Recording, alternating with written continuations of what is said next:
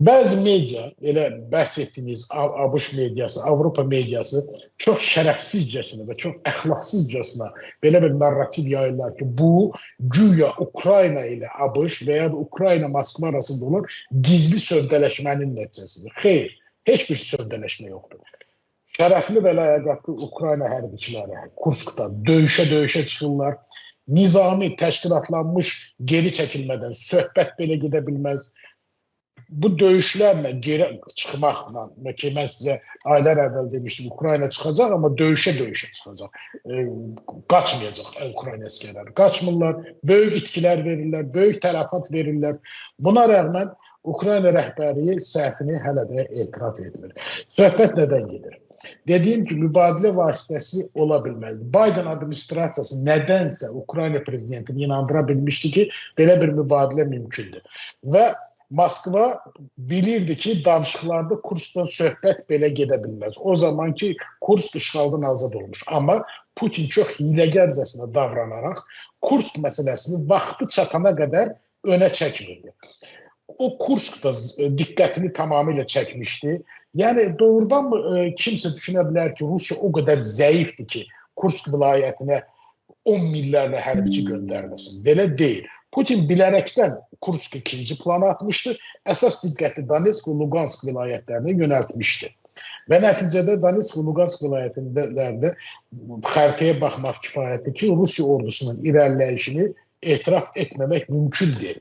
İndi isə Trump ikinci dəfə hakimiyyətə gəldikdən sonra Putin anladı ki, Trump onun nə qədər sərt və qəddar mövqe tutduğunu anlayıb, ona görə əsas diqqəti Kursk'a yönəltməyə başladı. Məhz buna görə hərbi paltar geyindi. Bu Trump'a mesajdır və əlal xüsusda Avropa İttifaqına mesajdır. Britaniya Baş naziri Starmer'e mesajdır. Fransa'nın prezidenti Emmanuel Macron'a mesajdır. Və Trump bu hərbi paltarını geyinərək, Gerasimov'la birlikdə qərargahın toplantısını keçirərək belə bir mesaj verdi ki, o Kursk'u azad edəcək. Nəyin bahasına olursa olsun.